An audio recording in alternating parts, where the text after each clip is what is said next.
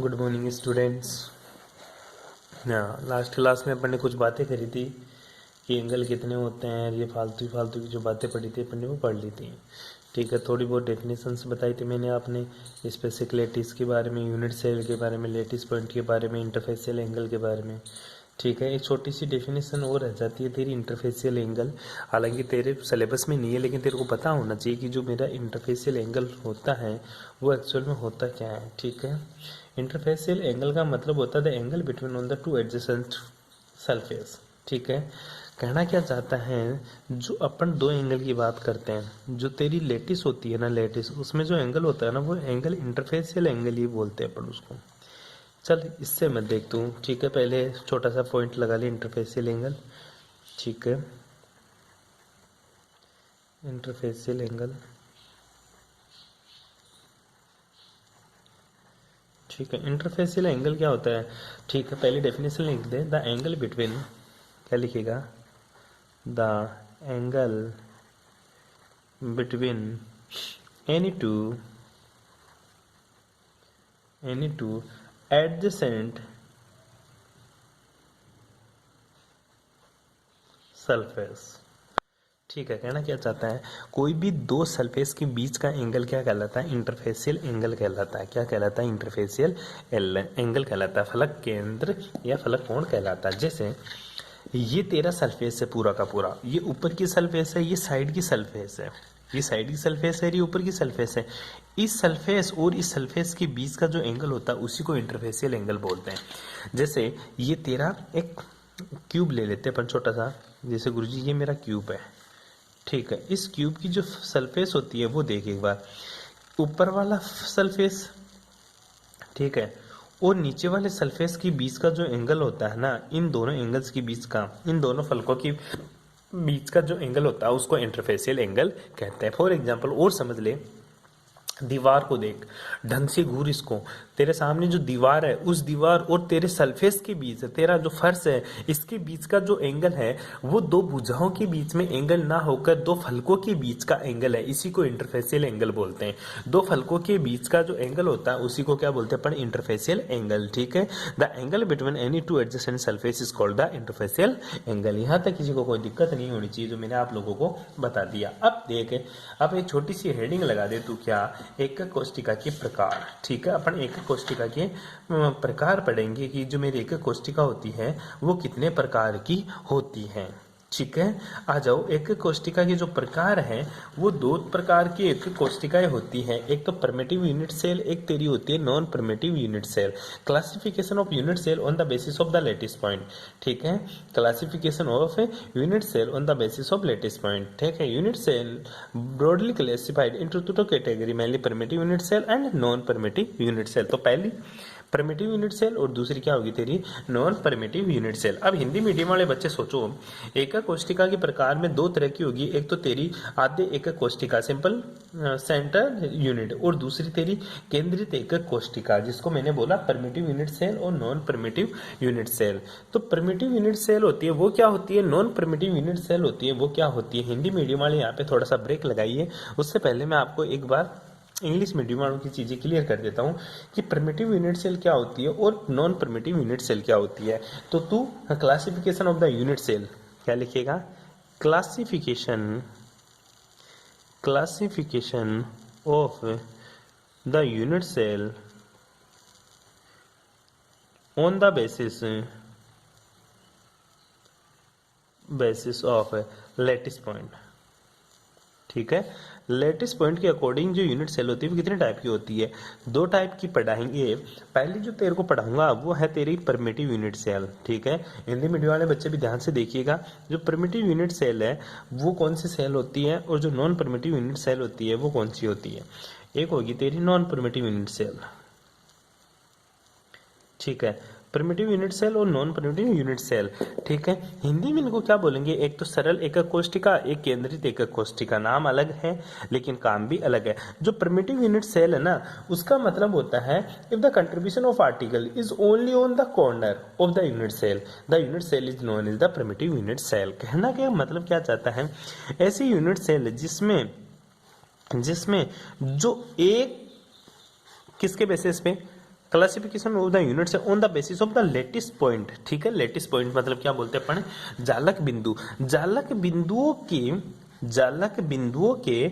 जालक बिंदुओं के आधार पर जो तेरी एकक कोष्टिका होती है दो प्रकार की होती है। पहली तेरी परमिटिव यूनिट सेल और दूसरी तेरी non primitive unit cell. Primitive unit cell में बोल रहा है if the contribution of particle is only on the corner of the unit cell that is called the primitive unit cell. मतलब ऐसा unit cell जिसका जो कंट्रीब्यूशन है ना यूनिट सेल का वो केवल और केवल कॉर्नर के ऊपर डिपेंड करता है। ठीक है, क्या कहलाता है मेरा परमिटिव यूनिट सेल। सरल एकक कोष्टिका, आद्य एकक कोष्टिका, सिंपल सेंटर्ड यूनिट सेल। ठीक है, सरल एकक कोष्टिका या आद्य एकक कोष्टिका। दूसरी नॉन परमिटिव यूनिट सेल। ठीक है, इसमें क्या होता है जो कंट्रीब्यूशन ऑफ यूनिट सेल का है ना, कंट्रीब्यूशन ऑफ लेटिस पॉइंट का वो किसके बीच में होता है गुरुजी, एक यूनिट सेल के लिए जो कंट्रीब्यूशन ऑफ लेटिस पॉइंट है उसका क्या, वो गुरुजी कॉर्नर के साथ साथ उसमें क्या हो गुरुजी, उसमें आधे बिल्कुल सेंटर के बीच का भी केंद्र का भी भाग प्रेजेंट हो। कहना क्या चाहता है, if the contribution particle is present only, ठीक है, particles is present at corner as well as the some other specific position with a unit cell. मतलब इनका तो पार्टिसिपेशन हो ही हो, मतलब जो कॉर्नर के बिंदु हैं, कॉर्नर के जो लेटेस्ट पॉइंट है, इनका तो भाग आए इसके साथ साथ या तो अलग चीज भी आए, मतलब सेंटर वाले को काउंट करे या इसके फलक वाले बिंदु को काउंट करे, किसी भी बिंदु को काउंट करे, वो कौन सा कहलाता है तेरा non primitive unit cell. Primitive unit cell केवल इसके मतलब होता है केवल एसएससी वाला। ठीक है, सिंपल क्यूबिक यूनिट सेल। ठीक है, या फिर इस जो तेरा ये होता है एसएससी वाला, इसमें जो होता है वो तेरा बॉडी सेंटर क्यूब, ठीक है, फेस सेंटर क्यूब और एज सेंटर क्यूब। ठीक है, ये तीन इसमें काउंट करते हैं। दोबारा समझ, primitive unit cell if the contribution of particle is only on the corner on the unit cell is known as the primitive unit cell. इधर देख, if the contribution of the particles is present at a corner, ठीक है, as well as some other specific position within a unit cell that is called non permittive unit cell। Simple सी definition थी दो। अब Hindi medium वाले आ जाओ भाई, इसको जो परमिटिव यूनिट सेल है ना, ये जो कंट्रीब्यूशन है, ठीक है, इस कंट्रीब्यूशन का क्या मतलब हो रहा है गुरुजी, तो इसको समझने से पहले तेरे को कंट्रीब्यूशन आना चाहिए। क्या आना चाहिए, कंट्रीब्यूशन। ठीक है, तो कुछ इंपॉर्टेंट पॉइंट्स लगा ले, नोट लिख ले तू। ठीक है, नोट में क्या कि घन की सममिति, हेडिंग लगा लो सब, घन की सममिति, घन की सममिति। ठीक है, घन में कौन कौन सी सममिति पाई जाती है, ठीक है, वो चीज उसमें तेरे को थोड़ा बहुत तो मैंने बता दिया था क्या कि घन में जो केंद्र होता है वो कितना होता है, सेंटर होता है वो एक होता है, जो फलक होते हैं वो फलक कितने होते हैं गुरुजी, 6। याद कर ले, बिल्कुल कमरा दिमाग में घुस जाना चाहिए तेरे। ठीक है, और कोने होते हैं वो कोने कितने होते हैं गुरुजी, 8। और जो मेरे सर किनारे होते हैं वो कितने होते हैं, किनारे होते हैं वो कितने होते हैं गुरुजी, 12। इसके अलावा फलक विकिरण कल निकलवा दिया था मैंने तेरे को, वो फलक विकिरण कितना है गुरुजी, √2 1 के बराबर था। तो बता, जो घन का विकिरण था, घन विकिरण क्या आया था, ठीक है, वो तेरे से मैंने पूछा था। अच्छा, घन का विकिरण देखते हैं गुरुजी, अगर ये भी ए है ये भी ए है, तो मेरे को सिंपल सा पता है कि जो ये बिंदु होगा ना, इसके इन दोनों के बीच की जो डिस्टेंस होगी, इन दोनों की जो बीच की डिस्टेंस होगी गुरुजी, वो क्या होगी, √2a। क्या होगी, √2a। ठीक है, अगर ये √2a है तो नीचे वाला फलक है, इसकी भी मान कितना होगा गुरुजी, इसका भी मान √2a होगा। तेरे को कौन सा चाहिए गुरुजी, मेरे को तो ये चाहिए, ये घन का विकिरण था, कोई सा भी ले लेगा। ठीक है, अगर ये √2a है, अगर ये a है, तो इसका मान कितना होगा, कर ले गुरुजी, कर्ण का स्क्वायर बराबर आधार का स्क्वायर प्लस ए लंब का स्क्वायर। आधार कितना है, √2a का स्क्वायर प्लस लंब कितना है, a का स्क्वायर।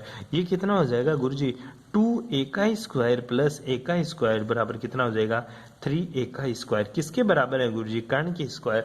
और कर्ण क्या है गुरुजी? घन का विकिरण है, तो कर्ण क्या हो जाएगा? √3a। तो घन का जो विकिरण आएगा वो कितना आ जाएगा तेरा? √3a के बराबर आएगा। किस किस का सही है वो अपना आंसर मैच कर लेना। √3a के बराबर आएगा। घन की सममितियां पढ़ रहे हैं। अब देख, मैं contribution part of upon contribution पढ़ते हैं कि किसका किसमें कितना कंट्रीब्यूशन होगा, ठीक है, वो देखते हैं अपन। ठीक है कि गुरुजी मेरा एज में कितना कंट्रीब्यूशन होगा, ठीक है, एज में कितना होगा, कॉर्नर में कितना होगा, फेस में कितना होगा, बॉडी सेंटर्ड में कितना होगा। ठीक है, तो सभी लगाएंगे contribution of particles per unit cell present at different lattice point. ठीक है, क्या लगाओगे? कंट्रीब्यूशन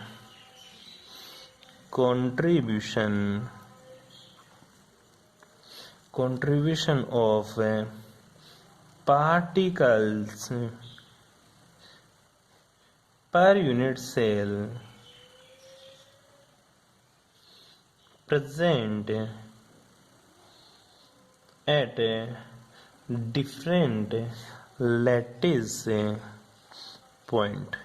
ठीक है कि एक लेटिस पॉइंट में, सिंपल सी बात करता, एक जो यूनिट सेल होती है मेरी, ये तेरी यूनिट सेल है, ठीक है, इसमें गुरुजी कितना पार्टिकल्स उपस्थित होंगे, कितने मॉलिक्यूल्स उपस्थित होंगे इस यूनिट सेल में।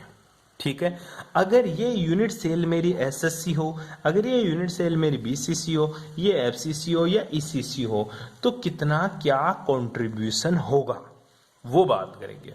दोबारा सुने, मेरे को कंट्रीब्यूशन चाहिए इस यूनिट सेल में कि गुरुजी इस यूनिट सेल में कितने पार्टिकल उपस्थित हैं। ठीक है, कैसे, वो अलग अलग बात करेंगे। पहले मैं बात करता हूं, अगर गुरुजी मैं मकान बना रहा हूं, क्या कर रहा तू?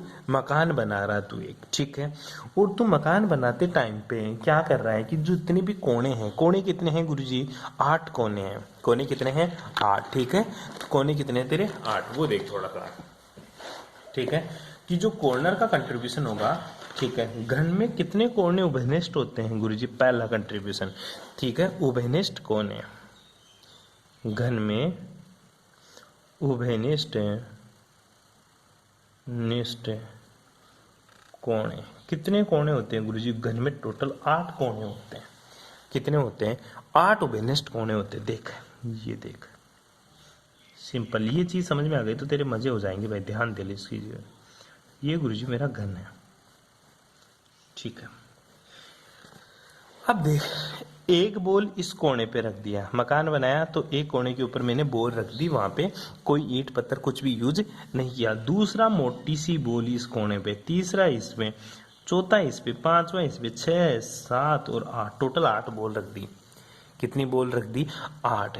ठीक है, कोने के ऊपर देख, कोने को देख एक बार, सोच उस कोने के ऊपर मोटी सी गेंद पड़ी है, मोटी सी बॉल पड़ी है उस पे, उस कोने को मैंने तोड़ दिया और उसमें मैंने क्या फिट कर दिया? एक बॉल फिट कर दी ढंग से कि वो बिल्कुल एडजस्ट हो जाए। 8 कोनों पे मैंने बॉल फिट कर दी। तो मैं ये पूछूं, तूने 8 बॉल फिट करी, तो मैं ये पूछूं कि देख, बता इस कोने में उपस्थित कण का हिस्सा कितना है?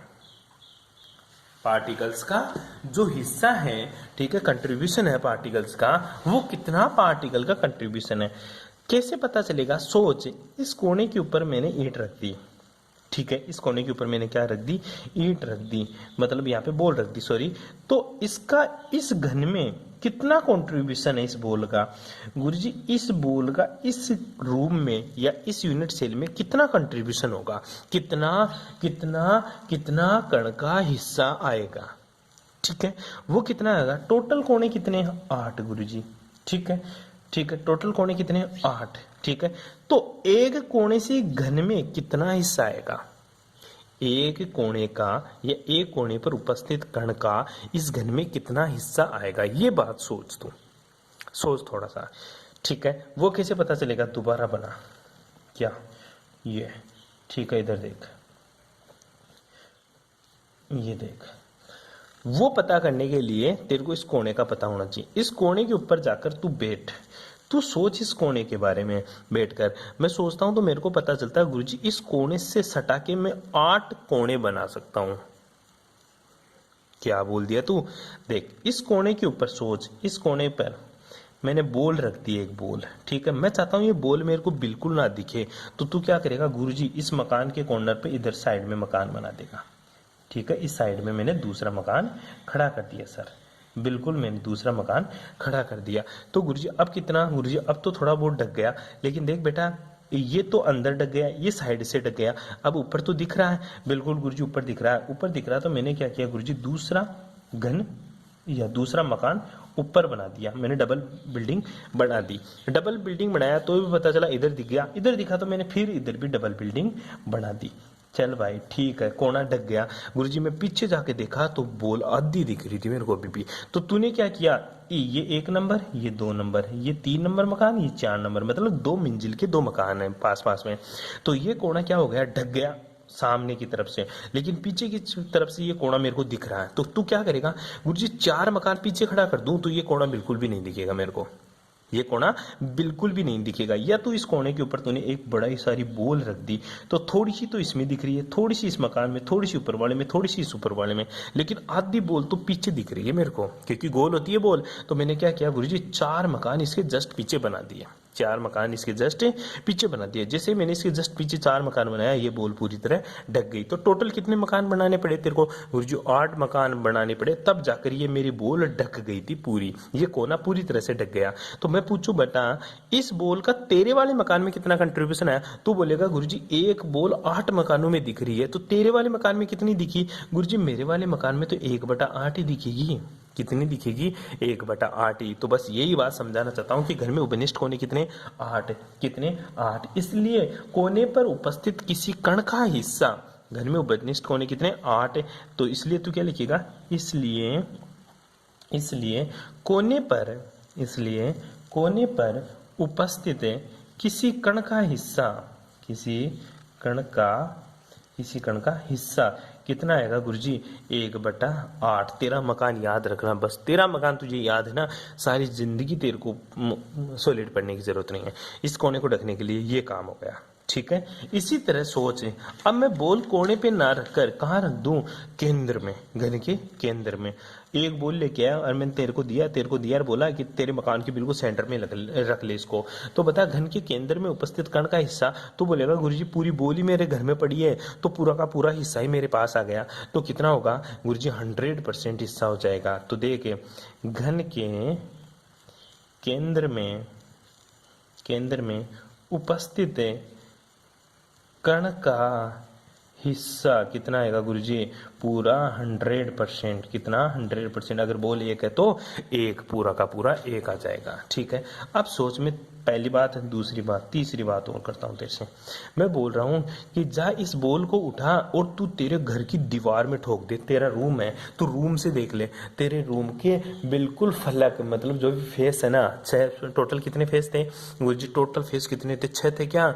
2 ऊपर नीचे और 2 सामने आमने सामने, 2 आजू बाजू, टोटल 6 फेस थे। मैं बोला कि जा इस बॉल को तू तेरे घर के, तेरे वाले रूम के एक फेस में डाल दे, बीच में सेंटर में। जब मकान बनाने के लिए कोई आए तो उसको बोल दे इसको बिल्कुल सेंटर में डाल दे इसको। तो सेंटर में डालेगा तो तेरे रूम में कितना दिखेगा ये बता मेरे को तू।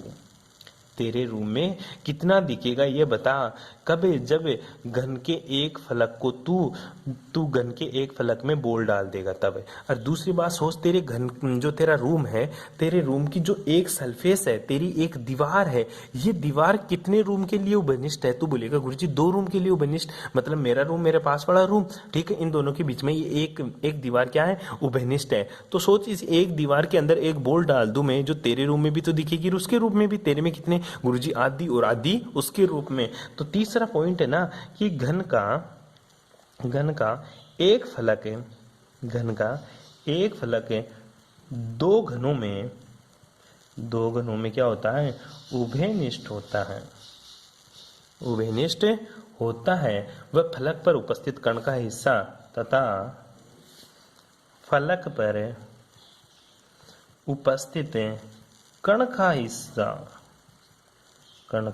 हिस्सा कितना होगा गुरुजी? 1/2 होगा। 50% मेरे रूम में, 50% उसके रूप में दिखाई देगा। चौथा पॉइंट जो कि इंपॉर्टेंट पॉइंट है, ठीक है, वो क्या है? मान ले तेरी बॉल को उठा के मैं किनारे पे डाल दूं, किसमें? किनारे पे। सोच, तेरे रूम का किनारा देख ले। अब तेरे रूम के किनारे पे डालू तो बता, एक किनारे से, ये घन का एक किनारा है, इस किनारे पे, इस किनारे, ये किनारा कितने घनों में विनिष्ट होगा? तू बोलेगा गुरुजी एक घन तो इधर बना दे, ठीक है, एक घन तो इधर बना दे, इसके और इसके बीच में विनिष्ट हो गया। सर दो सामने तो दो ही क्या होंगे गुरुजी? जस्ट इसके पीछे घन बना दे, जस्ट इसके पीछे घन बना दे, ठीक है। एक दो तीन और ऐसे ही गुरुजी इधर बन जाएगा मेरा बिल्कुल सेपरेट सा, ठीक है। तो एक एज, ठीक है, एक एज कितने एज, कितने कितने क्यूब में उभयनिष्ठ है गुरुजी? एक एज है ना, वो एक दो तीन चार, चार रूमों में यह चार घन में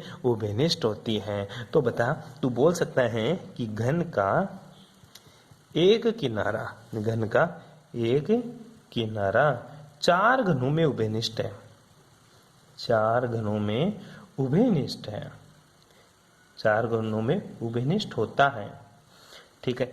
अतः किनारों पर उपस्थित है, किनारे पर उपस्थित है कण का हिस्सा, कण का हिस्सा कितना आएगा गुरुजी?